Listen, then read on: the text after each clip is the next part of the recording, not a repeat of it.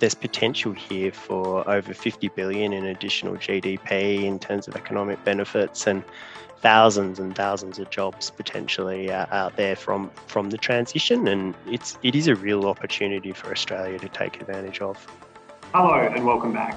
I'm Jack Bannister, Marks & Alexander's Head of Content. It's safe to say we're powering towards the end of our hydrogen mini-series, and we've heard so far from business and industry leaders, as well as the Clean Energy Regulator. Today, we're going to get a perspective from inside the Department of Industry, Science, Energy and Resources, and another from the CSIRO. Our first guest, Patrick Hartley, is the leader of the CSIRO's Hydrogen Industry Mission. And our second guest, James Hetherington, heads up the department's hydrogen strategy team. Patrick and James joined us to discuss what their respective organisations are doing to turn Australia into a hydrogen superpower, and whether the hydrogen future really will be as good as promised. A big thanks to the Australian Hydrogen Forum for making this series possible. Make sure you subscribe to the show wherever you get your podcasts. And for now, here's Patrick. My name is Patrick Hartley and I lead CSIRO's Hydrogen Industry Mission. Everyone obviously across Australia knows CSIRO, but what is your involvement within the burgeoning hydrogen industry? So we established our CSIRO Hydrogen Industry Mission and launched it last year in May 2021. And really the purpose of the mission is to try and bring together CSIRO research to focus a good piece of our research effort and those of our partners on enabling the creation of Australia's hydrogen industry. And can you tell us a little bit about any sort of collaboration that you're doing with industry at this point on hydrogen? Yeah, so we have a lot of industry collaborations. I think we have around about 80 projects in CSIRO at the moment. Some of those are purely CSIRO strategic investment projects, but many of them are actually partnered with companies that are looking at many different aspects of the hydrogen industry story, from developing new electrolysis systems, which we're spinning out as startup companies, right through to de-risking major processes, working with steel companies, for instance, to look at how they can integrate hydrogen into big industry applications, and a whole range of new technology developments in the pipeline too, so lots happening. There's been a lot of discussion over the 2 days of the Australian Hydrogen Forum about this industry and what needs to happen to help it scale up and grow. What have been the key themes that have stood out to you? I think it's been fascinating, actually. I've really enjoyed the conference because it's we're now in a phase, particularly post-COVID, where the projects are starting to get built and established, and so people are really starting to learn what some of the challenges and obstacles are by learning by doing, which is such an important part of this industry. The industry is in a demonstration project phase, and the reason that's happening is because, of course, people do have to generate that understanding before they can make the big commercial investments. So I think for me, the reflections on the projects, what people have, the challenges they've encountered, and sharing those has been a really interesting part of the conference. I said during my presentation, I come from the world of science, and one of the sayings in the world of science is that the more you learn, the less you know. That's because the more learning you do, the more you uncover new challenges, new opportunities, and I think it's exactly what's happening in the industry right now. We're at the beginning of the building of the hydrogen industry in Australia. Where to next? What's the next 10 years look like? The next 10 years, it's all about deployment and scale up. And so we're starting now to see the scale up in, for instance, electrolysis. Electrolysis, of course, is one of the main ways of making hydrogen. You're starting to see the equipment scale up. The builds are now being funded through agencies like ARENA in collaboration with industry. So you're going to see the deployment of more technology, and not just on the production side. You're going to start seeing many more hydrogen vehicles. And you're going to start seeing hydrogen vehicle infrastructure like refueling stations popping up. So there was an announcement today in the paper about a hydrogen refueling corridor funding that's going to be available for the east coast of Australia. So these are really exciting developments. So it's going to be an interesting next year or two. I think things have gone very fast already. I mean, I first really got engaged in this idea of creating a hydrogen industry in around about 2017, and it's amazing to see how far we've come since then, really, in terms of the projects that are all on the ground now. It's all very exciting, like hearing a lot of the projects over the course of this conference, and also the state ministers seem to be backing it in a number of different ways. Is there anything that concerns you that you think might be a blocker to this progressing? There's always disagreements about how these things should be done. And I guess one of the real concerns is that we end up fragmenting and we don't all keep the clear picture of what the future looks like in mind. And that's happened in other energy industries in Australia. In fact, people have gone their own ways, and you haven't had that sort of industry cohesion So I think the cohesion and the collaboration in the industry is going to be critical, because it's a long journey. To get this to scale and to get it really commercial, you're talking a decade or more. So we really have to keep our eye on the future and a laser focus on what needs to be done to get there. So the risk is just that people drift apart. What would you say that the role of industry is in creating a social license to develop these projects and to roll it out throughout the market? Anybody who works in any form of energy projects, has social license more and more front of mind. Earlier and earlier in their project development. In some ways, social license to me is not a great term, because it applies, it's almost like you just have something you have to get ticked off. It's actually about engagement and bringing people on the journey with you, helping people understand what the opportunities are. It's not just a sort of tick and flick exercise. It's really a long process. And I think all companies now realize that they have to be engaging with the communities in the areas which they're trying to get these projects up, to explain how the technologies work, that it's going to be safe, it's going to be environmentally acceptable, etc. So it's a huge part of the story. People know CSIRO quite well, and your reputation is well respected and well trusted across Australia as one of the leading science bodies. Do you think, therefore, that there's a role for CSIRO to play in helping build that awareness or social license among the broader public? Absolutely. So the mission that I lead, one of the very first pillars of the mission that we developed and thought about was a hydrogen knowledge centre. So we're establishing online resources, educational resources that hopefully people can go to understand what's actually happening. That's a really big part of what we're trying to do. And so it's not just about the R&D. We're trying to play the role of the trusted communicator, the trusted advisor in this industry as well. So trying to tell the story effectively is a big part of what we're trying to do. And are there any high priority areas for CSIRO going forward? Like, what's next in the hydrogen journey for CSIRO? Yeah, I think we've been doing a lot of work, and I talked about some of it in my presentation, on trying to understand what the research and development priorities are, both here and overseas. So we're trying to learn from overseas. We're connecting overseas with our government support. We're actually engaging with overseas research agencies to look at where we should focus our efforts. And one area in particular that seems to be coming to the front of the mind for us is getting the hydrogen production technology is happening. That's, everyone kind of understands that. But actually, the critical role that hydrogen storage plays in the value chain, because the hydrogen storage becomes the actual buffer between the production and the demand in whatever application you're using hydrogen. So the storage at large scale in particular of hydrogen is still, there's still quite a long way to go, I think, to get to explore new technologies, new approaches for doing that. For instance, looking at subsurface resources for storing hydrogen, much as we do our natural gas already, but extending that sort of technology to hydrogen is something we're investigating. It's a wonderful way to finish, I think.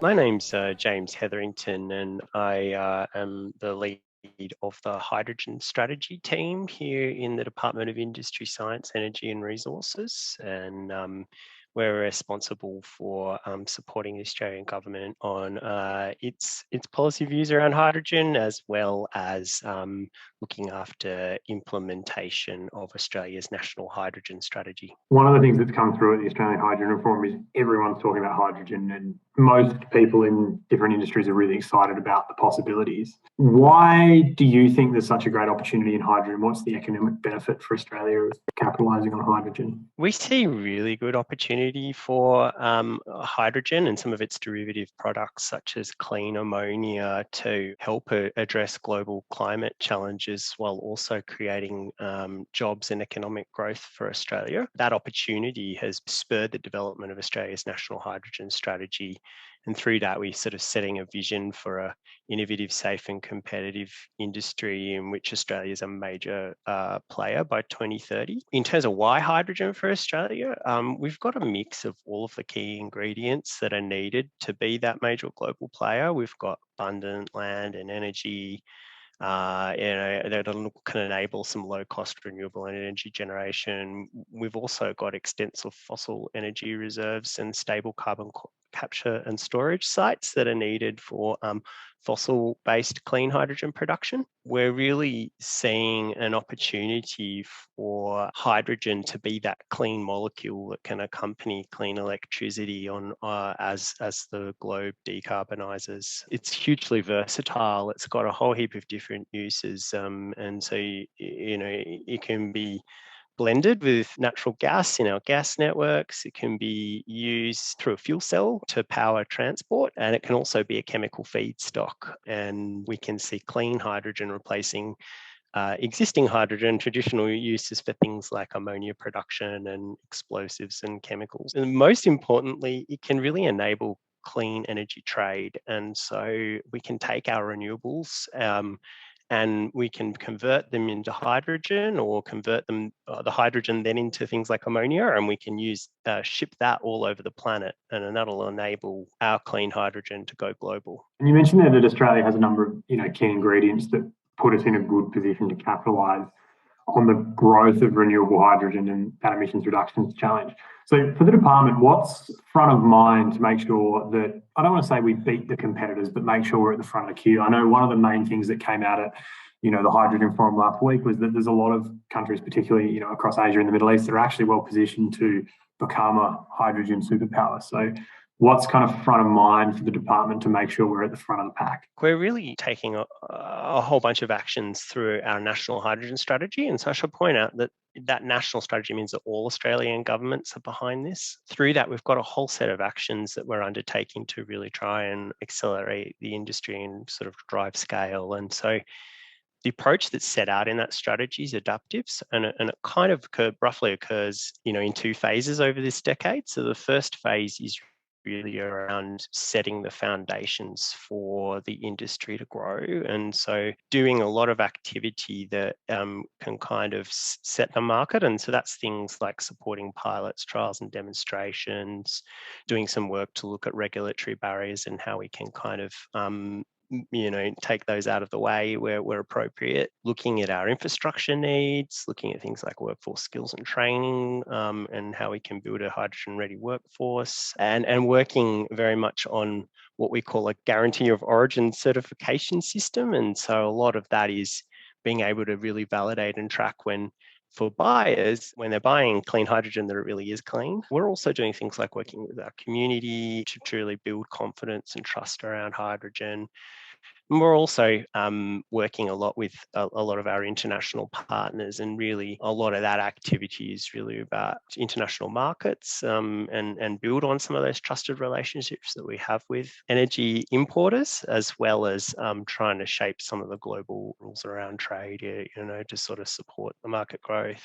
Yeah, we're doing a lot in that first phase, and then really as time goes on, and we're sort of expecting to see it in the second half of the decade, we're really going to look at how we can kind of foster the scale up of the industry in line with kind of international markets as they come. And so at that time, we'll really sort of shift the dial a little bit to really trying to drive that scale up approach. The strategy that we've got is adaptive. And so we're really looking through things like these annual state of hydrogen reports that are coming out around where we sit in relation to our competitors. We'll be working with our state and territory colleagues to continue to refine our strategy and approach to make sure that we're keeping up with the pack, if not at the front. One of the things that Jo, the Deputy Secretary of the Department, mentioned in her speech at the conference was the Quad and the way that Australia is leveraging different international partners. I wondered if that was something you could expand on in terms of what that is, and the Quad specifically is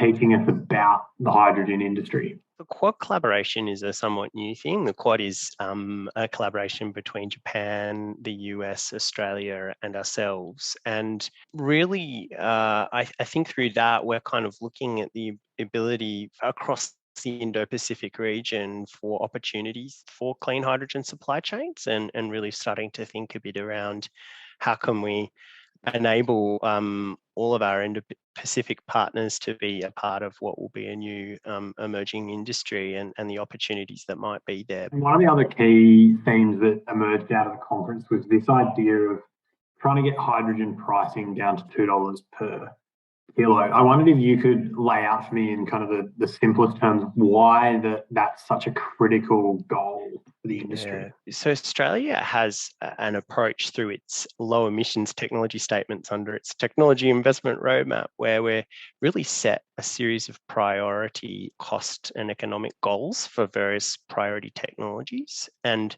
for hydrogen, that goal is H2 under 2, or hydrogen production at or under $2 a kilo. And really, we see that as a key marker of where hydrogen will start to be competitive against existing incumbent uses for clean hydrogen, I should say.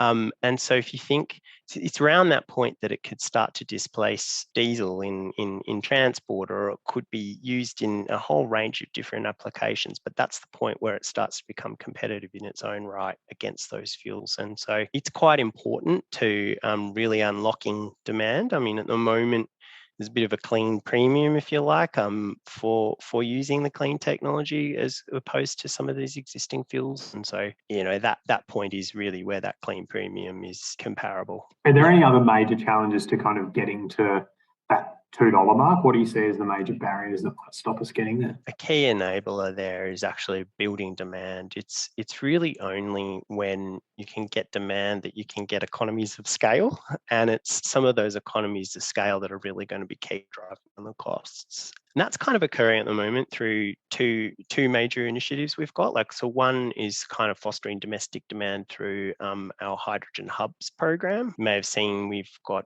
$464 million funding initiative to try and really foster these hubs. And what they do, hubs essentially, co-located hydrogen producers, users and exporters. And by co-locating them, you can kind of, focus some of the supply chain activity around it, which lowers infrastructure costs, and it can also focus the innovation and the workforce skills as the kind of key enabler. And that's one path. And then the other path is really, as I mentioned earlier, building on some of those building those international relationships and international markets. And so over the last year, we've worked on forming low emissions technology partnerships with a whole range of different countries. So we've got them with Japan, with Germany, with Singapore, with the United Kingdom, with the Republic of Korea and India. And some of those parties that I've just mentioned are going to be key major importers of hydrogen over time. And so a big part of it is trying to foster the relationship on hydrogen and work together with them to build out the supply chains. A number of different angles, but all really focused on trying to, unlock hydrogen through getting costs down and building demand.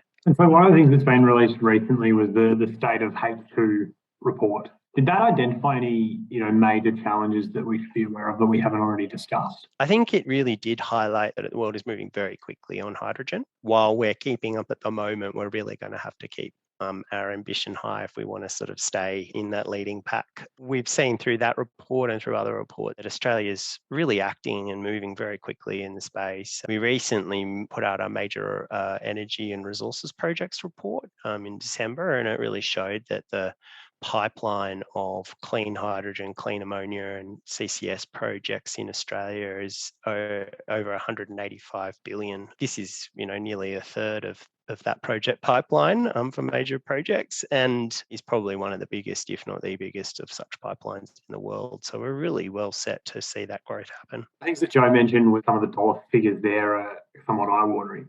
She mentioned in her speech at the conference that obviously this is an energy transition that we want to include First Nations Australians in. I wondered if you could speak a little bit to the steps that are being taken at a departmental level to make that happen and to facilitate that. I'm glad you mentioned that, and I probably should acknowledge the traditional owners of the land I'm on, which is the Ngunnawal people, and pay their respects to First Nations people. But moreover, I think there's really good opportunity for economic benefits and for employment benefits for Indigenous peoples from the transition that's about to happen. A lot of where the hydrogen projects are located is out in our regions, places that can be quite close to Indigenous lands and the like, and we can really see a good synergy in if this is done well in creating those economic jobs and benefits for Indigenous peoples. There are some examples already where that's occurring. So if you look at, say, the Asian Renewable Energy Hub up in the Pilbara, that's one of Australia's largest proposed hydrogen projects, and they have the Nyangumata people, I'm sorry if I've pronounced that wrong, as one of their project partners, and the land that that project is on is exclusive native title, and that project is expecting to employ over 20,000 people in construction with 3,000 staff over its longer life. And if you just take that as one example, there's bound to be employment and economic benefits for those people, as well as revenues from the project itself flowing through. I guess to do that well, though, over time, we're going to need to make sure that we're protecting the rights of Indigenous people in the way that the industry grows. And I think we'll be really mindful of this in the way that we engage with the community, educate people, and act to ensure responsible industry development. Thanks for listening, and thank you to Patrick and Chris for their time. This series wouldn't be possible without our partner, the Australian Hydrogen Forum. Look out for our next episode with Chris Dolman from BOC, where we cover, among other things, the potential for hydrogen to shake things up in space and the importance of a social licence for the industry. See you soon.